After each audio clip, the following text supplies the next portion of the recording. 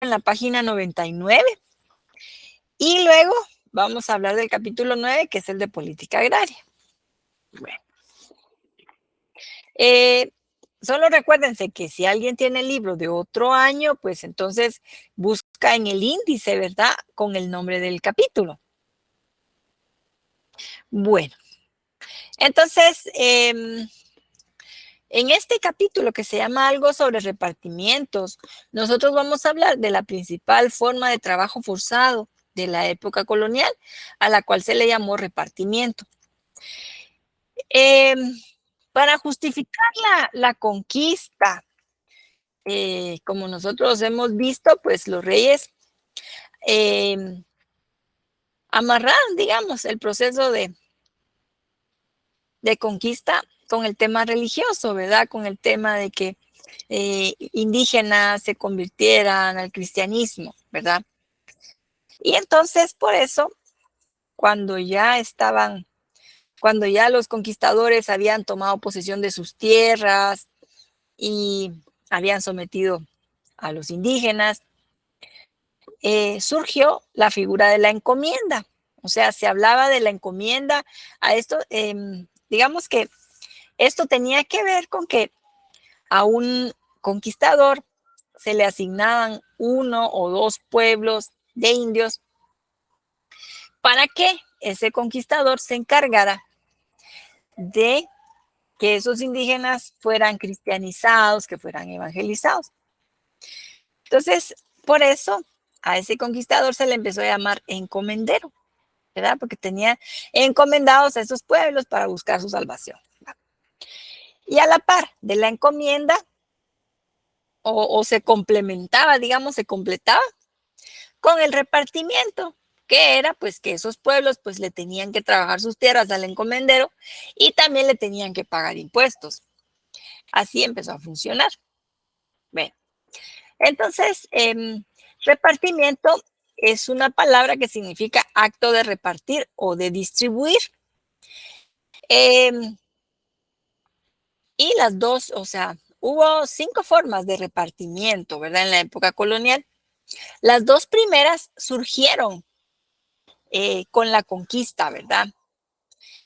El repartimiento primitivo de indios, que era pues precisamente eso, que los poblados que se asignaban a los encomenderos para que les fueran a cultivar sus tierras.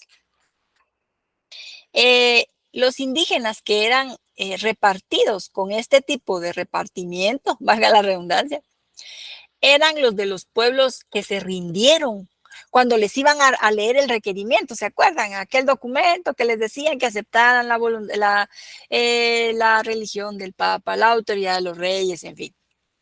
Entonces, a los indígenas que se rindieron, a ellos solo les tocaba ir a trabajar a las fincas, bueno, a los terrenos de los encomenderos. Y surgió el repartimiento de tierras. El repartimiento de tierras consistió, bueno, ese se lo aplicaron a los pueblos donde los indígenas fueron rebeldes o que no se sometieron, ¿verdad?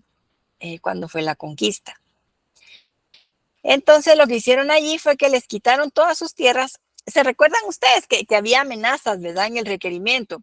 Los que no se rindan, entonces los vamos a hacer la guerra, los vamos a despojar de todo, les vamos a quitar a su familia, los vamos a ver esclavos. Y sí lo cumplieron. Entonces, de ahí surgió el repartimiento de tierras.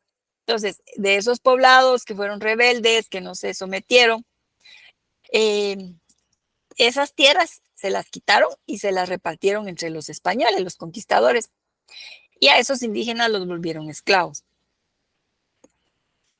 Bueno, sabemos que a raíz de las quejas, denuncias de Fray Bartolomé de las Casas y de los dominicos, entonces el rey Carlos V decretó las leyes nuevas en 1542, en las cuales se prohibía la esclavitud de los indígenas. Además, también se le quitaban las encomiendas a los conquistadores, ¿verdad?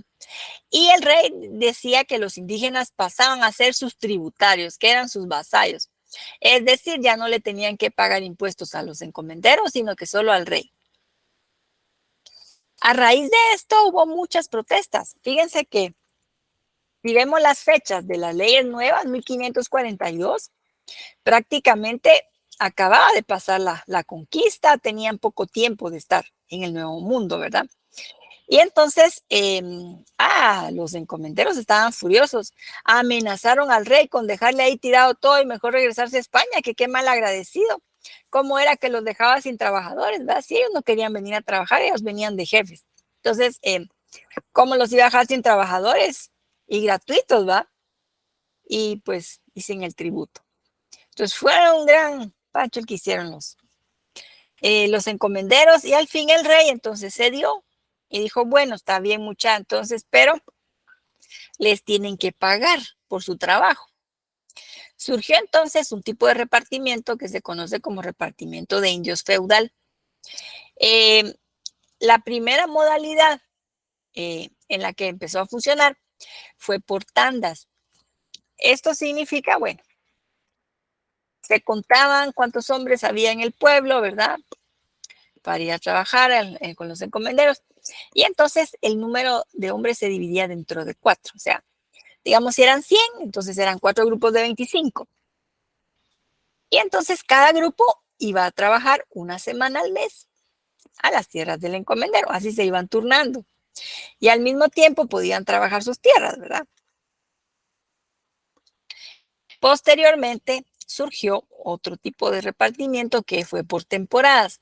Se dejó esa modalidad por tandas. Ya no estaban obligados esos poblados indígenas a ir a trabajar durante todo el año, ¿verdad? Al encomendero sus tierras, sino que solo era en época de siembra y en época de cosecha, ya solo en esas temporadas.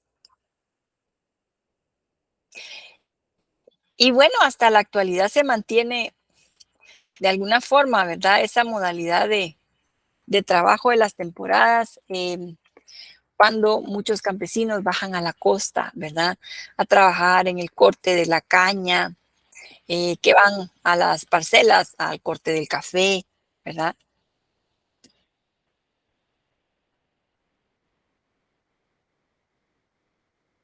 Sí, ¿qué dice Nínive? Buenas noches, licenciada.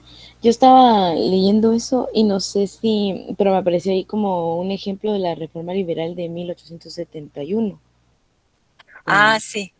que tomaron esto de las temporadas y lo convirtieron en una sistematización o algo así. No sé si. Sí, fíjese que es que la reforma liberal va a ser un periodo distinto. Digamos que en la etapa colonial que estamos ahorita, em, los indígenas sí tenían tierras, ¿verdad? Los reyes se preocuparon porque tuvieran tierra. En el caso de la reforma liberal, la cuestión varió, digamos, bastante. A muchos indígenas les quitaron sus tierras y se las repartieron a los cafetaleros. Algunos tenían un pedacito, una mini parcela, pero la lógica ahí pues era también como que tuvieran que estar migrando, ¿verdad? A la costa para ir a trabajar en esas temporadas. Y también los que no tenían tierra, pues de plano quedarse trabajando fijo en las fincas de café, ¿sí? Entonces, ahí varía, ¿verdad? Pero en cuanto a esto del sistema por temporadas, sí, sí va a continuar, ¿verdad? Durante la época liberal. Muchísimas gracias, licenciada. Ok, Nínive. ¿Qué dice Giovanni? Buenas noches.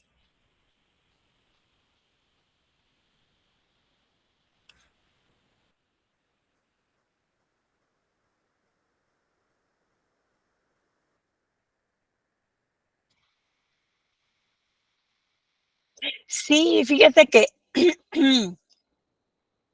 a partir de ahí se empezaron a importar esclavos que venían de África. Los portugueses tenían el comercio de esclavos, ¿verdad? ¿Se acuerdan que mencionábamos que los portugueses, pues, que fueron conquistando varias regiones, ¿no? De África. Entonces te traían los esclavos. En Guatemala no fue muy significativo, pero hay tesis, ¿verdad? Realmente no hay tanta información acerca de estos esclavos negros. Eh, digamos, la próxima semana vamos a hablar nosotros sobre las capas y clases sociales. Vamos a ver que algunos grupos de esclavos, por ejemplo, en el caso de Guatemala, ¿verdad? De la capitanía, no trajeron tantos, eran muy caros, ¿verdad? Y ellos aprovecharon mucho este sistema de repartimiento, ¿verdad? Que obligaba a los indígenas a trasladarse a las haciendas, ¿verdad? Y luego también aprovecharon bastante que la población mestiza fue creciendo. Entonces los mestizos iban a... ¿Sí sabemos quiénes son los mestizos? Solo para...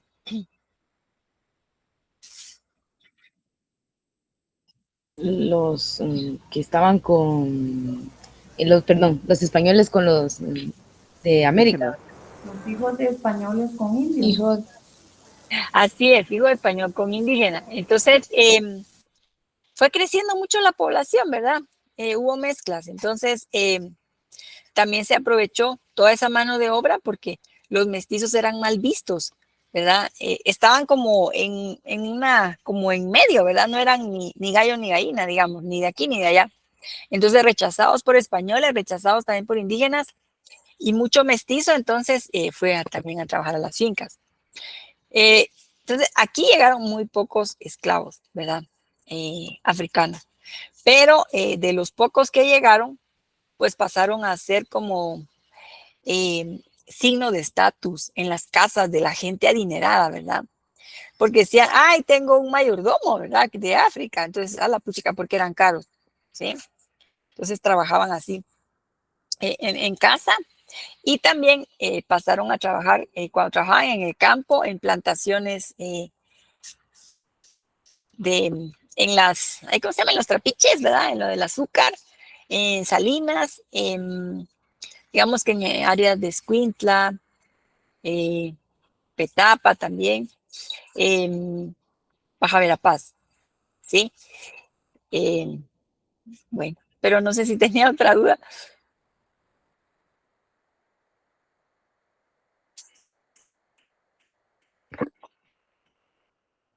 Ok, Giovanni. Bueno, ok. Luego entonces había otros dos tipos de repartimiento. Esos eran negocio de los corregidores.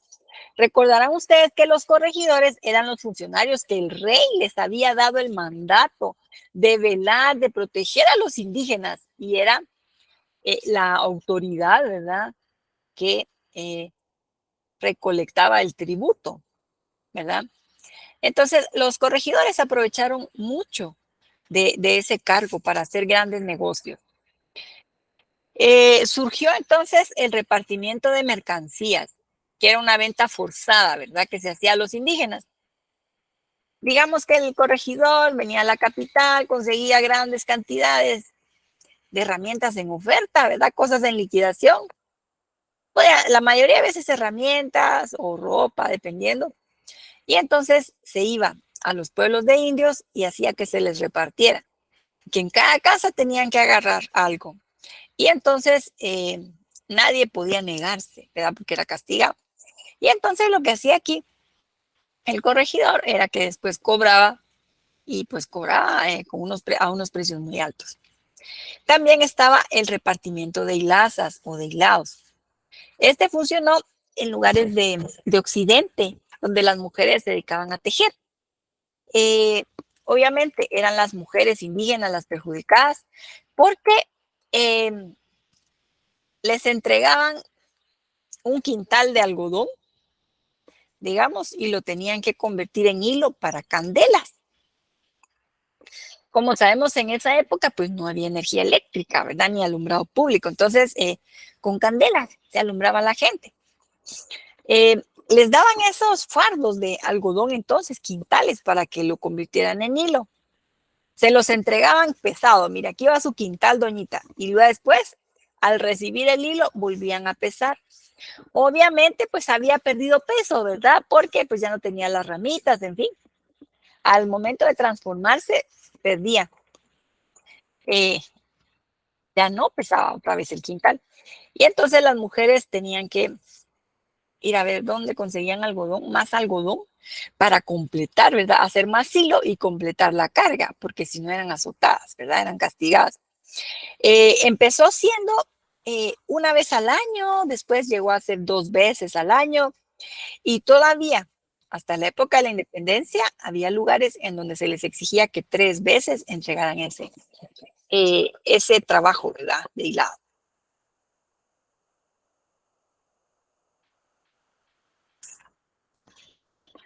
Ok.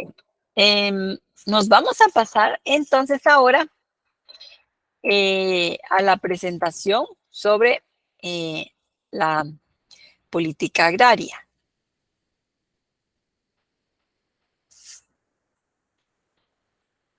Siempre si van surgiendo preguntas, por favor, ahí me dicen, ¿verdad? Ay Dios, esta cosa. Vamos acá. No sé si están viendo la carátula de la presentación, donde hay una milpa. Sí, licenciada. Ok. Entonces, estamos en el capítulo número 9, que es el capítulo que se llama Política Agraria Colonial y Orígenes del Latifundismo, y que empieza en la página 115. Siempre les recuerdo que, por favor, si tienen libro de otros años, entonces busquen en su libro, en el índice, porque va a cambiar de página, ¿verdad? Y también que mis presentaciones llevan siempre un numerito, pero es como el orden, la secuencia, ¿verdad? No es el número de capítulo, para que no se vayan a equivocar. Bueno, entonces, cuando hablamos de la política agraria de la colonia, estamos hablando de las formas en las que se adjudicaban las tierras en esa época y a quiénes se le adjudicaban, ¿verdad? Y esto, que fue de acuerdo a la investigación hecha por Severo Martínez, identificó estos principios. Rosa, usted levantó la mano. Sí, licenciada, solo para preguntar si esto también entra en el examen. Sí, hasta aquí sería el examen. Ah, muy bien, gracias. Ok, Rosa, con gusto. Bueno, entonces don Severo Martínez identificó estos 5 principios. El primero era el principio de señorío. Toda la tierra conquistada le pertenece al rey. Todo le pertenece al rey. Por consiguiente, solo el rey la puede vender, la puede ceder, la puede regalar, la puede rifar. Solo el rey tiene esa facultad.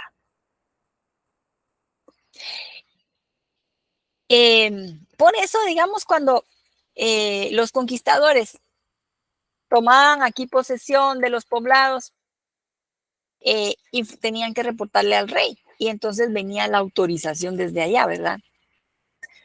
Y siempre el rey dejaba algunas tierras para él, ¿sí? A las cuales se les llamó tierras realengas. Por ahí van a ver ustedes en el capítulo las tierras realengas. Así como para tener ahí su inversión. Ven.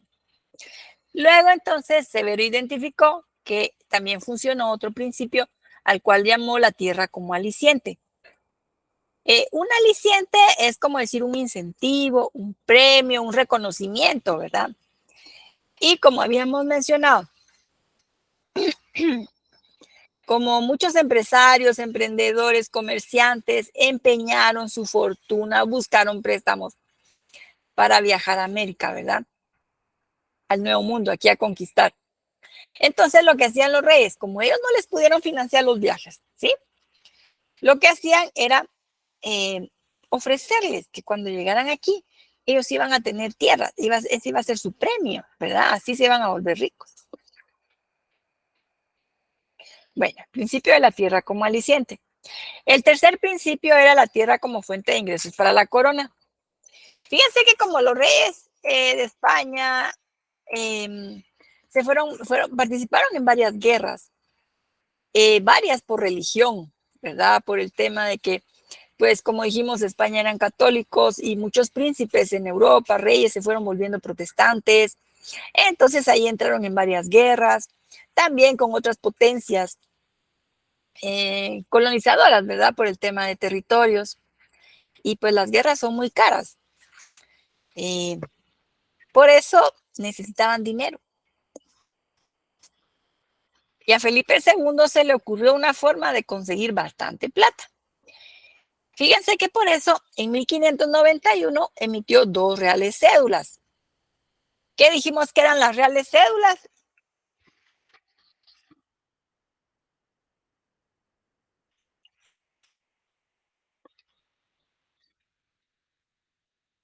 A ver, pregunta de examen, ¿qué eran las reales cédulas?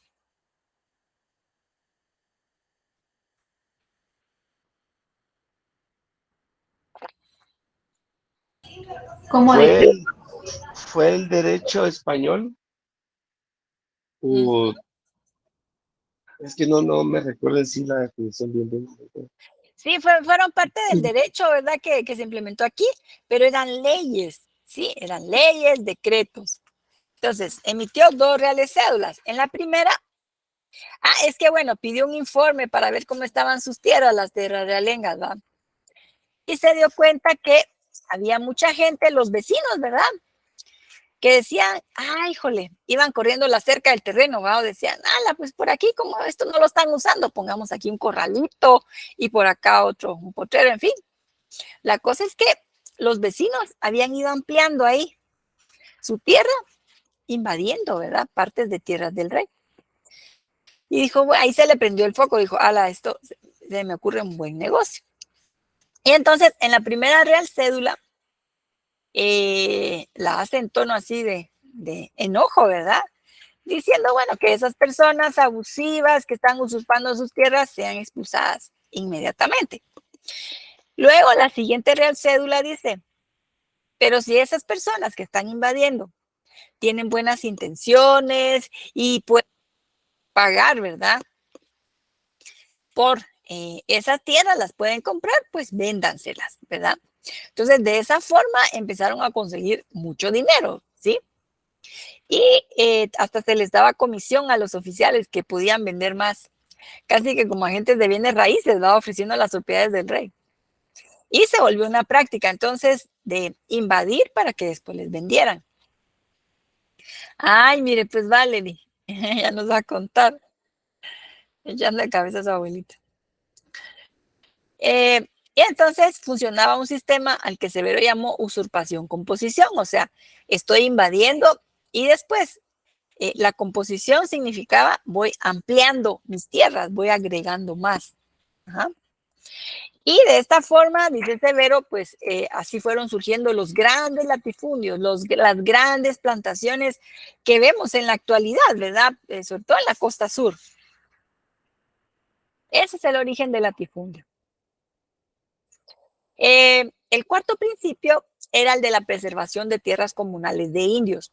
Severo Martínez identificó que en varias, bastantes reales cédulas, incluso en las leyes nuevas, los reyes dejaron claro que les importaba que las tierras de los indígenas se respetaran, ¿sí? Que todo pueblo de indios tuviera tierras. ¿Por qué creen ustedes que a los reyes les interesaba que los indígenas tuvieran tierras? Para que pagaran impuestos. Para que pudieran pagar impuestos, ¿qué más? Porque producían Para que les alimentos, trabajaran en su producto. A ver, cosechaban. gracias Josué, cosechaban, dice Josué. ¿Qué dice Ana? Sí, para que les trabajaran sus propias, lo que ellos requerían, ¿verdad? Cualquier cosa, o sea, al final eran para ellos, ¿verdad? Ok, gracias. Entonces, para que pudieran tributar, para que pudieran sobrevivir también los indígenas, que pudieran alimentarse, ¿verdad? Bueno, entonces, fíjense que por eso se garantizó que tuvieran 2 tipos de tierras. Hay que tomar en cuenta que, fíjense que por aquí voy a apagar un micrófono que se quedó ahí encendido. Ok. Hay que tomar en cuenta que los reyes ya que iba avanzada la colonia, reorganizaron los pueblos de indios, o sea, se trajeron a los indígenas a vivir en poblados donde estuvieran todos juntos. O sea, antes todos los pueblos de indios eran como vemos, digamos, en el campo, que está una casita allá subida en un cerro y la otra casa está como a unas 5 o 6 cuadras y así todas dispersas, ¿verdad? Entonces, fundaron nuevos pueblos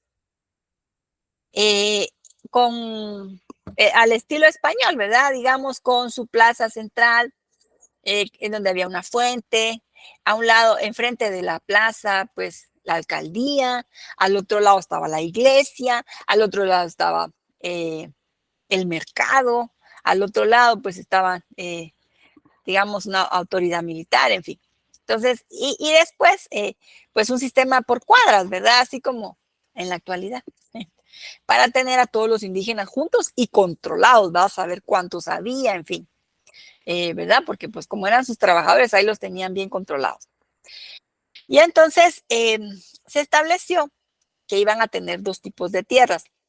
El primero eran los ejidos, que era una faja de tierra que estaba alrededor del pueblo. Y allí se legisló que era para que ellos salieran a recoger ramitas, digamos, para su leña, que sacaran ahí a secar su maíz, su cerámica, o que tuvieran ahí sus animalitos, vamos. Y el otro tipo de tierra eran las tierras comunales, que eran directamente las tierras en donde ellos iban a sembrar. Podían estar las tierras comunales alrededor del pueblo, podían estar a la par o podían estar lejos, ¿verdad? Pero sí tenían que contar los poblados con sus tierras para poderse alimentar y para poder tributar, ¿verdad? Producir lo que iban a darle al rey. El siguiente principio es el que Severo llamó el bloqueo agrario de los mestizos. Fíjense que este gran historiador se dio cuenta de que en los archivos no había reales cédulas en donde se estableciera: hay que repartirle tierras a los mestizos, hay que garantizarles tierras a los mestizos, hay que apoyarlos. También encontró que muy pocas autoridades autorizaban la fundación de poblados de mestizos, ¿verdad? Entonces, como dijimos, ese grupo que cada vez fue creciendo más, pues se sentían ellos como que sobraban, ¿verdad? En los pueblos de indios, y entonces pues salían, ¿verdad? De los poblados, iban a buscar trabajo. Empezaron a agarrar mala fama porque como no tenían cómo sobrevivir, ¿verdad? Entonces los acusaban, que son ladrones, que son estafadores, pero muchos de ellos se fueron a buscar trabajo a las haciendas. Y entonces ahí los encomenderos los recibían y decían, bueno, aquí lo que voy a hacer, te voy a dar un terrenito para que lo puedas cultivar, y entonces vas a poder sembrar te vas a quedar a vivir aquí, vas a tener este terrenito, pero a cambio me vas a cultivar mis tierras gratis, ¿verdad? Entonces, de esa forma, los hacendados tenían garantizado que iban a tener muchos trabajadores, ¿verdad? Y se iban a ahorrar bastante, ¿sí?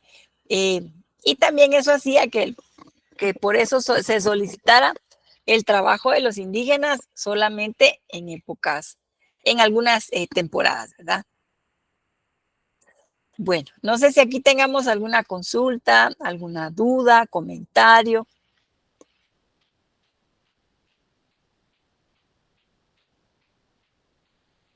Perdón, licencia, solo con el bloqueo agrario de los mestizos, en el libro, no sé si no leí completo o no lo encuentro.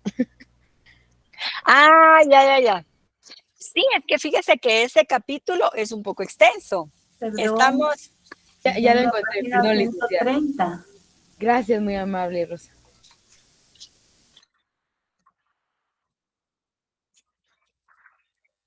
Rosa lo ubicó ahí en la 130. Gracias, licenciada. Digamos que los principios no están numerados, ¿verdad?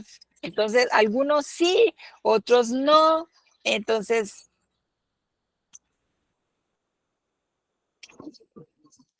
Sí, cabal, también ya lo encontré en la página 130. Ahí lo tengo subrayado. Ven. No sé si tengamos algún comentario, alguna duda.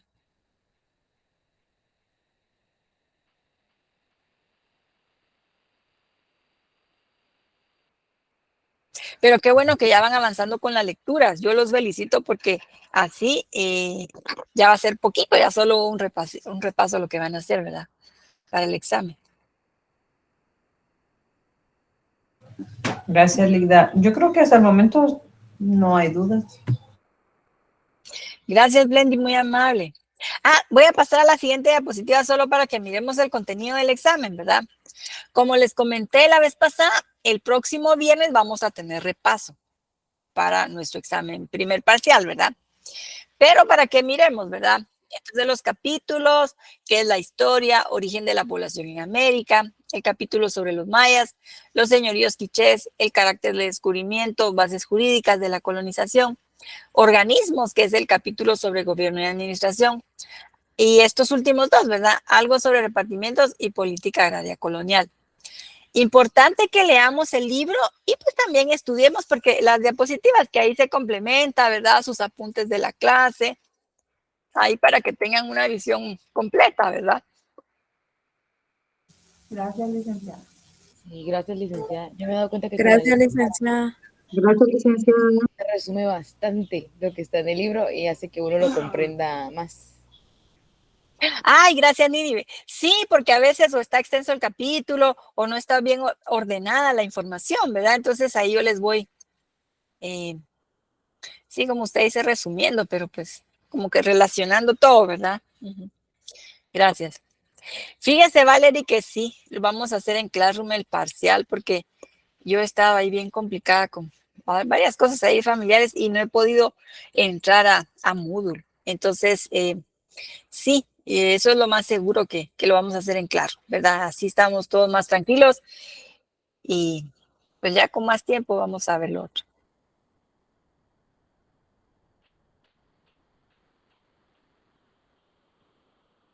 La otra plataforma.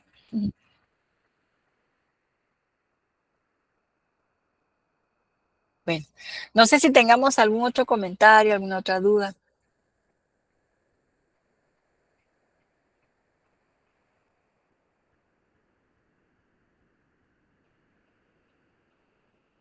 Solo con lo del repartimiento, prácticamente desde tiempos ya existía la corrupción, dijo. Sí, fíjese que bastante corrupción trajeron los funcionarios españoles, bastante corrupción. De las herencias, ¿verdad? Que tenemos de ellos, lamentablemente.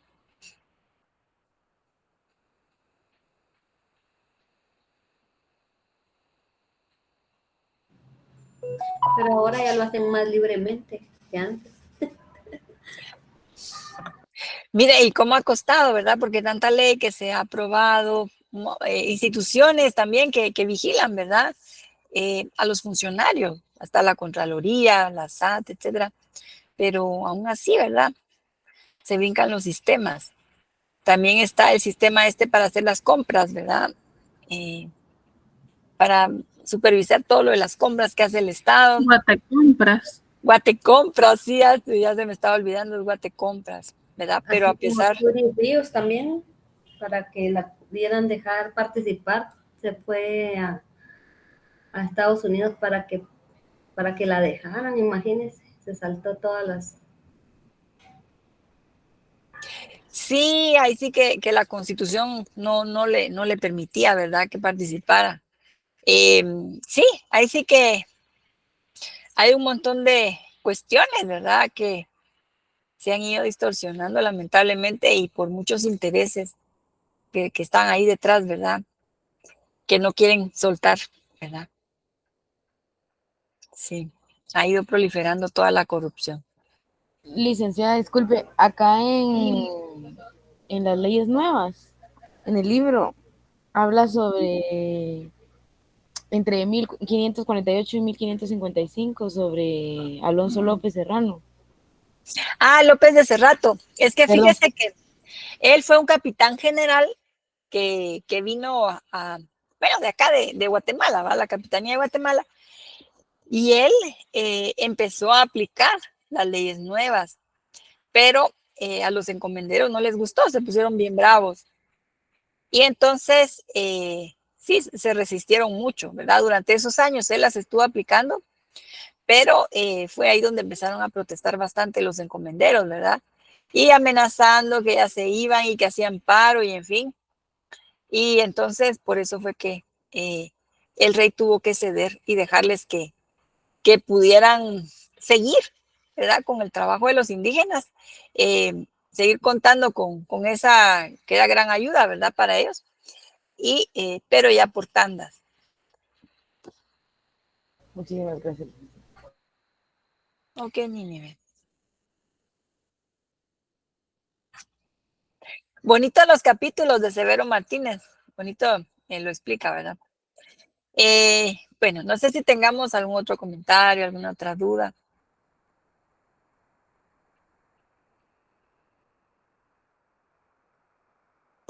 Bueno, chicos, entonces que descansen, feliz fin de semana. Si van a votar, pues que les vaya muy bien. Y bueno, pues nos vemos la próxima semana. Nos va a tocar clase. ¡Ay, sí tenemos nosotros! El miércoles tenemos clase y también el viernes, ¿sí? Ahí sí que no se les olvide, ¿verdad? Ahí se cuidan bastante. Muy bien, licenciada. Buenas noches. Muchas gracias.